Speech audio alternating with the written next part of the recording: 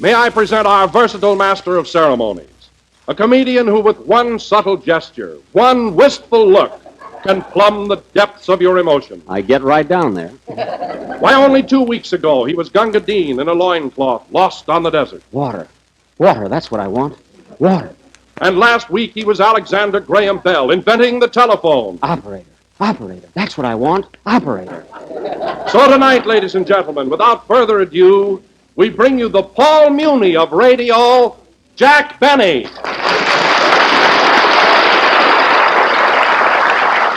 Thank you. Thank you. Hello again. This is Jack Benny talking. And, Don, I appreciate that lovely introduction you gave me. I'll admit I have done some fairly dramatic things in radio, but you really shouldn't compare me to Paul Muni. He's a great artist. But, Jack, look at the way you handled the role of Gunga Din 2 weeks ago. Who else could have given it such a vivid characterization? Oh, Don. And last week, when you portrayed Alexander Graham Bell, who else could have brought to life that great scientist and inventor? Who else? I'm thinking, Don. We don't grow on bushes, you know. Oh, hello, Mary. Hello. Why, Jack, do you realize that an artist like you is only born once in 100 years? Now, wait a minute, Don. I appreciate that, but really, I'm not the actor I think I am. I mean, I'm not the actor you think I am. You're the actor I think you are. Mary, I'm talking to Don. What were you saying, Don? We were talking about the big opening of the Hollywood racetrack last Tuesday. We were not. Now get back in them green pastures. Yowza. Oh, yes, pardon me. I was comparing you to Paul Muni. Yes. Oh, Jack, I should think you'd want to get off that subject. My goodness, haven't you any modesty? Well, it isn't a case of modesty, Mary. I just want to get this thing settled one way or the other. Either I'm as good as Paul Muni or I'm not. Personally, I don't think so. You can be sold. Not so easy, Mary. I never swell up without a struggle. You know that. Go on. You're the only guy I ever saw that gets mumps above the ears. Is that so? You're certainly a smarty pants today, aren't you? Huh? Say, Jack. Yes, Phil. This may be a surprise coming from me, but the dramatic stuff you've been doing on our program lately has been terrific. No kidding? Why, there isn't one person who comes into the Wilshire Bowl and has a marvelous dinner for $1.50 and no cover charge that doesn't say Jack Benny Sensation.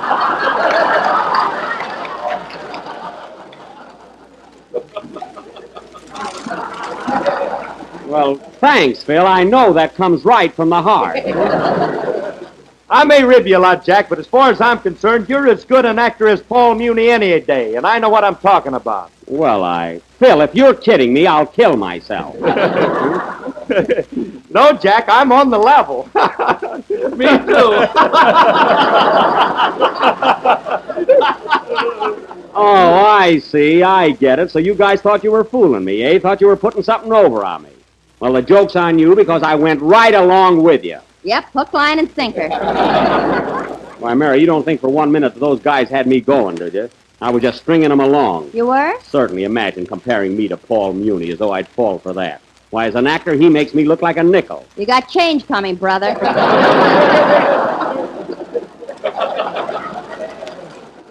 Thanks. And congratulations to all of you. You were very clever. But you know what kills me? What? You guys can always think up silly gags to pull on me.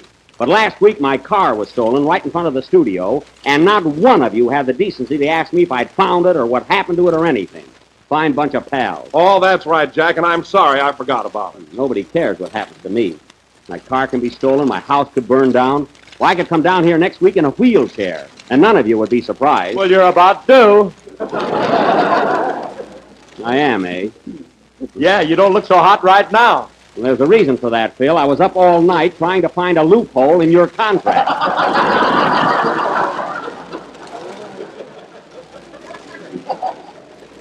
That's why. Did you have a lawyer with you? It wasn't the Sandman. So Phil better keep his fingers crossed. Oh, hello, Kenny. Hello, Jack. You just get in? Yeah. Say, Jack, I want to tell you something before I forget it. I think you're a better actor than Paul Muni any day. Oh, fine. And that comes right from the heart. Skip it, Kenny. Skip it. It's all over. You should have got here earlier. Oh, darn it. I miss all the fun. Oh, so you were in on that little plot, too, eh, Kenny? Yeah. Oh. Well, I'm sorry to disappoint you, but I was wise to the whole thing. It was a very obvious gag. Oh, I brought that up at the meeting, but no one agreed with me. The meeting? Oh, so you fellas have a club now for your little conspiracies against me. Do you belong to it, Mary? Oh, sure, I'm a member of the BBUTHD. BBUTHD, what's that? Bill Benny up and tear him down. Well, Incorporated. that's quite a little organization you got there. Who's president? Roosevelt. I mean of your club.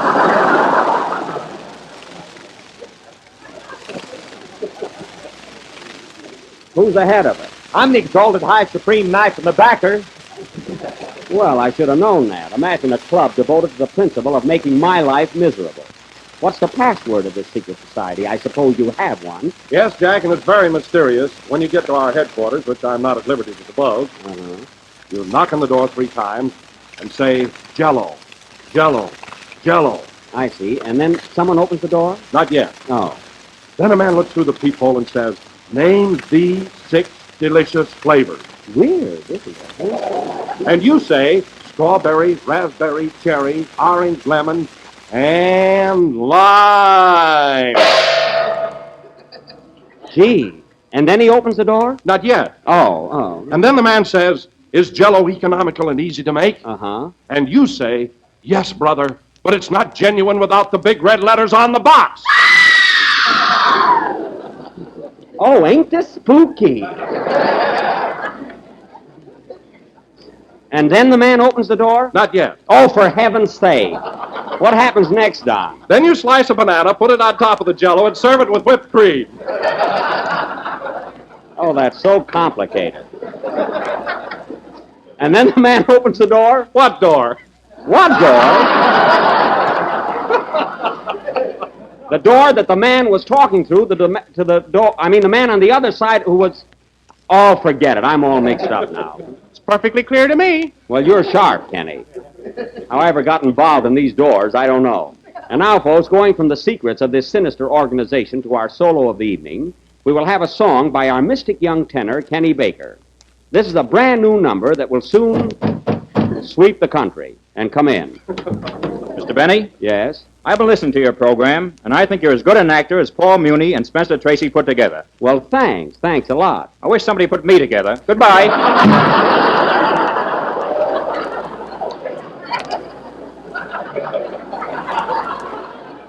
I'd like to have his head on the end of my cane. Sing, Kenny. That was New Moon and an Old Serenade, sung by a young punk. But I want to tell you something, Kenny. That was very good. Now, how'd you know I was going to say that? You say the same thing every week. Well, You're in a rut, Pappy.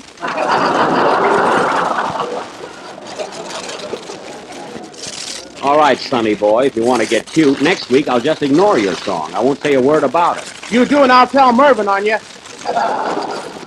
Oh, stop showing off just because you got a manager. I got a manager, too. Some manager. I saw him out in the hall a little while ago passing out cards. So what? Jack Benny, comedian. Available for weddings, smokers, and weenie bakes. Well, If he don't make you laugh, you only pay half. that's only fair. But don't run down my manager. He keeps me busy as a bee.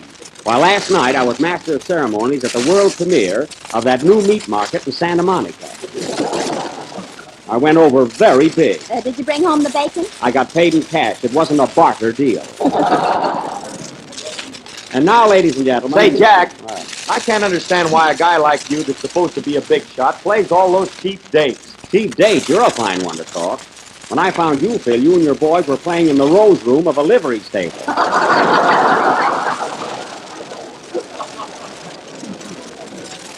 Phil Harris and his feed bag, 9. Remember? Them were the happy days. Yeah, they certainly were. By the way, Jack, what were you doing in the livery stable? He was in there pitching.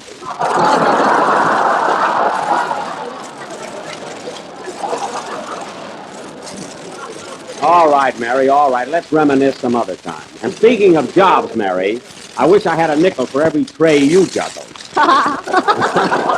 Yeah, she knows I'm not kidding. And now, ladies and gentlemen, as I start to announce, next Sunday night, as a super special offering, the Flying Bennies will present, for your entertainment, one of the... Open up, you got company. Come on in, Andy. Hiya, Buck.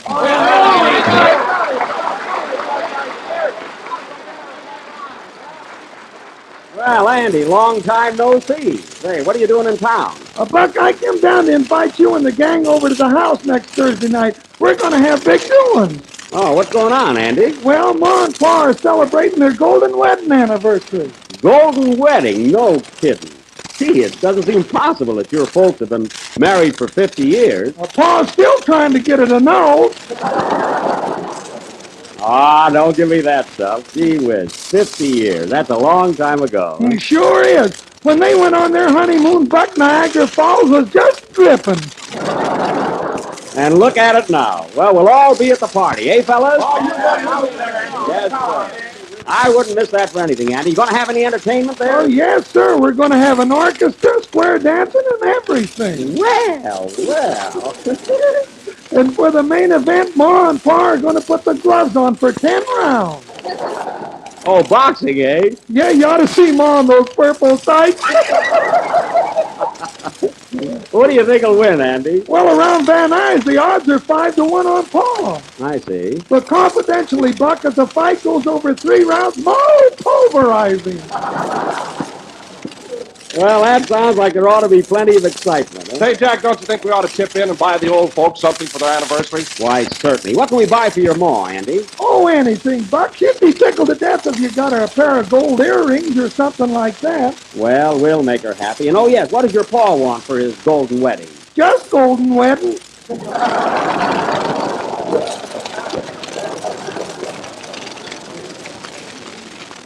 Well, I don't blame him. He's got a right to celebrate. Well, Andy, you can bank on us. We'll all be there next Thursday. I don't think I can make it. I got a date to take my girl to a movie Thursday night. Why don't you take her out Friday night? I can't. She's our maid. Oh, well, bring her along to the party. The more, the merrier. He'll be there, Andy, and so will I. I'm counting on you. Say, Buck, I meant to tell you, I was awful sorry you heard. That's all right, Andy. Take it easy. Take it easy, Andy. But while you're taking it easy, this isn't an hour program. I mean, Buck, really and truly, I was awful sorry when I heard your car was stolen. Are you going to buy another one? I will if I don't get my Maxwell back. You know, Andy, I hate to lose that car. It isn't the value of it, but it's a matter of sentiment. Why, that car is part of me. I don't know, it's just like a child of mine. What are you laughing at? Junior needs new seat covers. Wait till I get it back. And incidentally, Mary, did you put that ad in the paper like I told you to? Yes, and I put in about the reward, too. $75. $75? I never mentioned any reward. Don't worry. When they see your name, they won't believe it anyway. Don't be too sure. I doubt that I'll ever get that car back. Though. Well, why don't you buy a new one, Buck? Oh, I don't know. I might. Well, I'm glad to hear it. Come on in, Happy.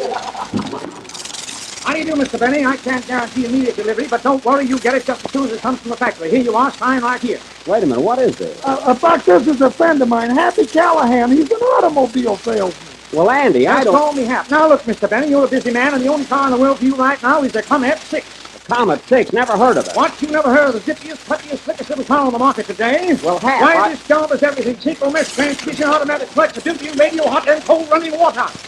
What are you talking about? You want a car, don't you? Well, I sure you do, and this is the lucky day for you. With every Comet 6 this week and this week only, we're giving away absolutely free a bag of peanuts. Listen, mister, if you think I'm going to eat peanut shells all over my new car, you're crazy. Why, this is a marvelous find, Mr. Benny. It costs only $1,200 FOB Shanghai, China. China? Yes, you know, put down, What? What did you say? And besides that, you can save $200 if you drive the car home from the factory. Well, how am I going to drive a car from Shanghai to Los Angeles? Why, the roads are marvelous. You don't hit a stoplight for 5,000 miles. Well, of course not. That's the Pacific Ocean. All right, a little water ain't gonna hurt you. Now, listen, mister, I don't want to rush into this thing. I want to give it some thought. And as soon as I decide, I'll let you know. Okay, Bud, no hard feelings. See you later. Remember, those peanuts are going like hotcakes. So long. Well, there's a go-getter if I ever saw one. Is he really a friend of yours, Andy? Sure, he's going to be at the party Thursday night, so watch out. Thanks for the warning. Oh, say, Phil, how about a number while I recover from that human tornado that blew in here? All set. What are you going to play? White Jack, I'm going to play one of the zippiest, peppiest, liveliest little numbers you ever heard. It's got class, it's got Sam, it's got Sam, wham, jam. Oh, just play it. Don't sell it. What a knock. That was My Heart Stood Still, played by Phil Harris and his internationally famous orchestra. And now, ladies and gentlemen... Internationally famous. Yes, by that, Phil, I mean you're just as well known in Tijuana as you are in San Diego.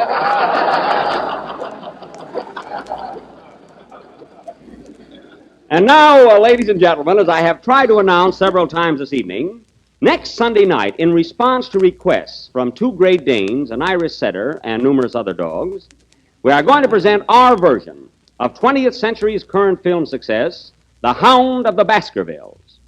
In fact, I have before me right now a letter which I received from a dog in Fireplug, Nebraska.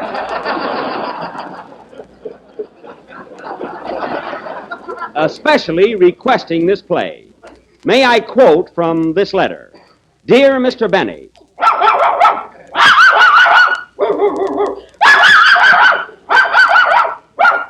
sincerely yours, Priscilla St. Bernard.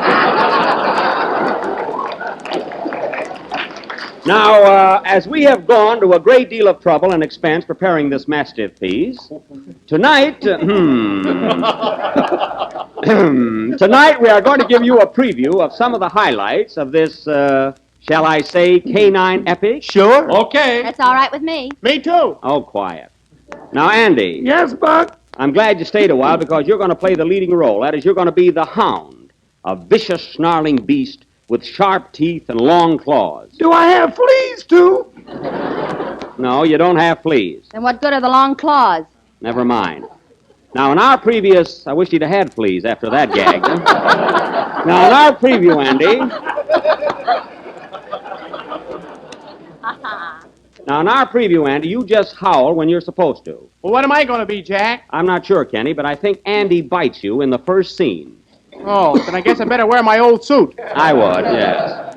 And, Don, I want you to announce our trailer tonight. You know, make it sound like the march of time, as only you can do it. Okay, Jack, I'll be right up on my toes. Thanks, Don, but I doubt that they can take it. Now, everybody ready for the preview? 1, 2, 3... Oh, for crying out loud. I'll answer it. Hello? Hello? Hello, boss. This is Rochester. I know who it is. What do you want? This will only take a minute. All right, what is it? Well, I don't want to appear mercenary, but you know that check you left for me this morning for my weekly salary? Yes, what about it? Well, it seems to be $2 south of the stipulated amount.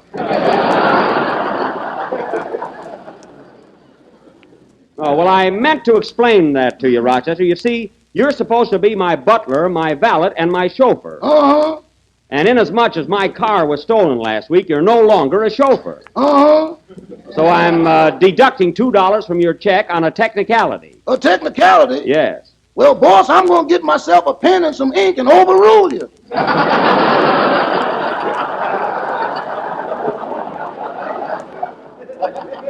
You what? Don't you dare tamper with that check. As soon as the car's found, you'll get your full salary and not before. My full salary is only $10. Well, sure it is, but you get your room and board, don't you? I can get that in jail. No, you can't. And more of it.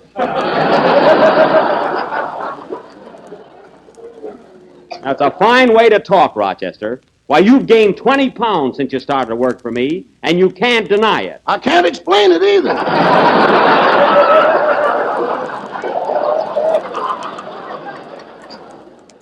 Oh, you can. Now, look, Rochester, I don't want to argue with you any longer, and forget about the $2. And incidentally, you're very lucky I didn't take more out of your salary after what you did this morning. What do you mean, boss? I don't care how hot it is, you had no excuse for shaving all the fur off of Carmichael. He looks like nothing now. I told you to clip him. If I don't get that $2, I'm going to peel him.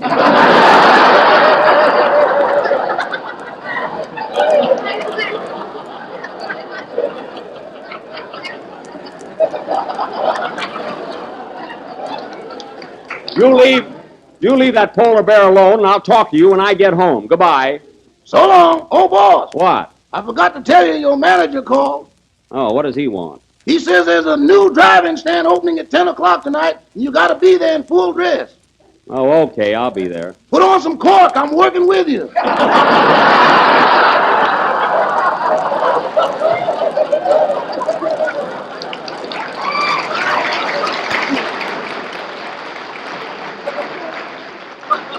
Oh, no, you're not, and goodbye. Huh. None of that Sambo and Tambo stuff for me. I'm doing a monologue. All right, fellas, time is getting short, so let's get ahead with our preview. Are you ready, Don? All set, Jack. And now, ladies and gentlemen, for a few of the highlights from next week's sensational attraction, the Hound of the Baskervilles.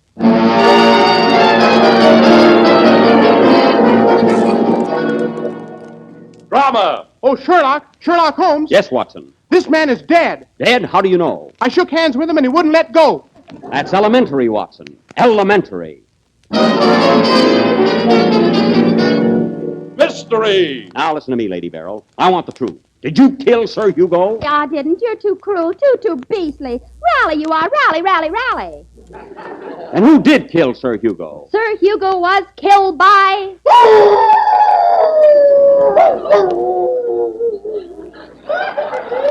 What was that? Andy Devine. That's elementary, Watson. Elementary. Action. Which way did he go? That way. No, this way. No, the other way. Which way? Anyway. Look, there he is now. I'll get him.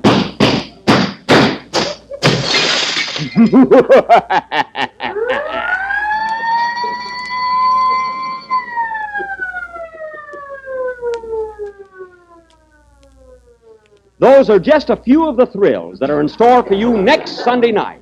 So be sure and tune in. Faithfuls. Don, we're through. Play, Phil. We're a little late, so good night, folks.